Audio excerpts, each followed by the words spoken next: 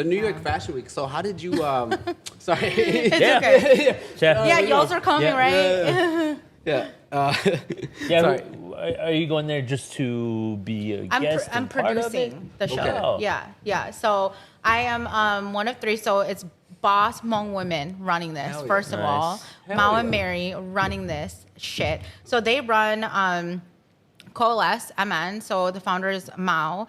And so they're part of Fashion Week MN, Fashion Week Minnesota as Yeah. well.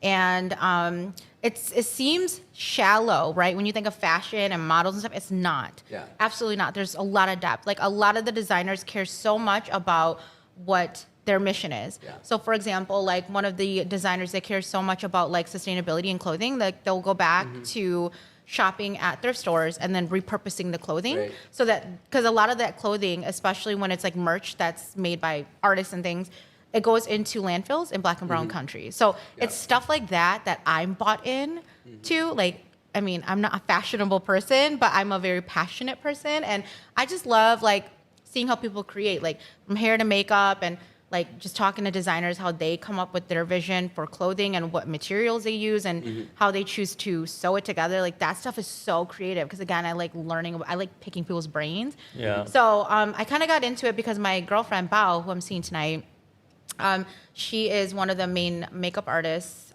for past shows, and she brought me in just like as an influencer, just to create content. And from there, like I said, you know, I'm actually more interested in like producing, because I love, like when I go into events, I think about, ooh, they must have thought about this, this, and that. Like, how do they organize this? How do they get sponsorships for that? Like, why did they think about this venue versus another venue? Like, I think about all those things. That's how my brain works. But I was introduced to the fashion world last year. Yeah. So then they brought me back on because I like doing it, and I guess they like me. I guess I'm good enough jokes that they think I'm cool enough to hang out. But yeah, New York Fashion Week, I'm excited. Well, sometimes like that's all it really is. Like even, you know, that's like my life hack that I figured out. Like in the corporate world, sometimes it's just about being a good hang. Like just about being able to negotiate like social like environments, right? And kind of navigate that. Yeah. And like through that, like you can like take things so far, you know? I think for me, personally, I got to a point where I was just like, oh shit, I don't know if I should be here. And then I felt inauthentic, and then that's why I was like, oh, and I don't know if I really... I still feel like an imposter in a lot of these spaces, but you're right. Like it is relationship building and connection. Because like even though you may have somebody who has the best resume, has the best like experiences with something, if that person doesn't click with you, like personality wise, then it's hard to work with them. You would rather choose somebody who's maybe up and coming, but gets your vision too. So I don't know. Yeah, I agree with you. It's relationship building. Oh, for sure. So New York Fashion Week, what else you got going on here in Minnesota?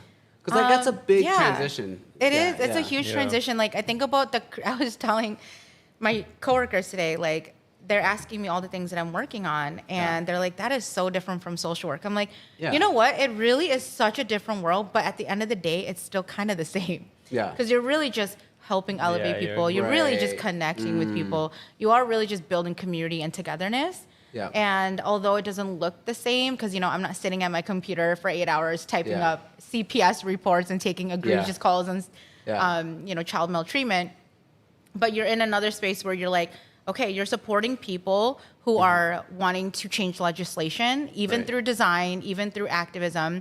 You are still supporting like different ways where they want to uplift the community, and it's similar.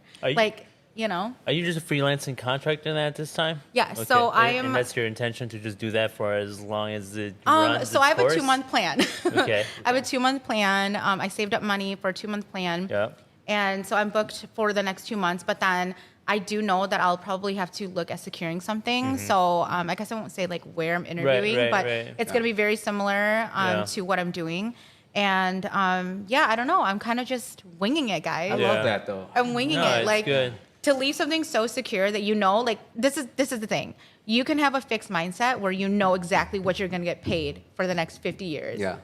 Or you can make 4 times the amount like I did in a month, where it's like I didn't realize I was going to get all these opportunities, but I grinded for it. Yeah.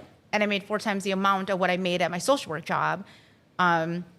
And that really like propelled me into saying like, you can do this. Like you can stay and spend your time again, which is my currency, time and energy, doing something that you know it's fixed, or you can have a really big growth mindset and an abundance mindset where it's like, you can make anything happen. Yeah, you'll probably fail. Like I didn't make anything for the month of June because I was so focused on Hmong Fest, right?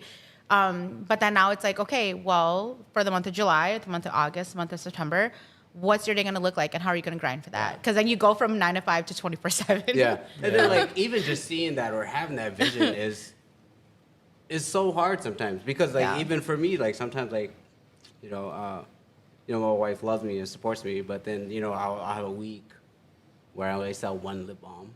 Yeah. And then like the numbers don't make sense and it's kind of like, oh, what are you doing? Yeah. And then it's hard for me to just how do you keep grinding. Yeah, it's hard. Yeah. And so because it feels discouraging, right? Yeah. Because like I want to optimistically think about this and want to think that I'm going to do well, but I mean, it could be very real that like I end up fucking homeless or something like. But you got to be able to accept that up. That's a very realistic option too. Yeah. Like I think about all that. Like what's there's like a Marcus Aurelius quote where you should always envision like your worst days, right? So like that is very much possible. The whole goal is just to not let it get there. Right. But like I think about that all the time. Like shit, I could flop completely too, but but how do I not let it get there? You have to have multiple backup plans too. But sometimes I get what you're saying. And by the way, thank you so much. You've been such a big supporter of all of like what I'm doing. No, like just the way that you like donated to our queer youth event, like that was huge. Yeah. So I appreciate you very much just like as a person. But yeah, you don't know what you're gonna do, and that's kind of like the scariest thing about it, but also the most exciting thing because you could produce like just 1 sale this week, or you could produce like a lot of sales next week. Like, I don't know. It's hard because it's part of that risk, but it's also part of that reward because next week you could do really, really, really freaking well. And there's no cap to that. So. Yeah, exactly. I think that's what I'm looking at, right? That there is no cap to this, right? Whereas at my old job there was a cap for it. Exactly. I knew exactly what I was going to make next year and the year after that. The next 50 years. If it's going to be like a wage adjustment, sure, you'll get maybe like 50 cents or $1 or whatever, but you're never going to get $30 extra next year, an hour. Like you just won't, you know? And that, like I hear so many people our age like talk about that. Like I have a close friend, but he's like,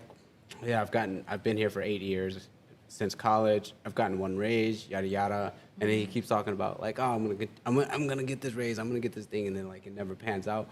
But it's kind of like, oh, dude, like I don't get like that's a sucky world to be in where you're depending on someone else.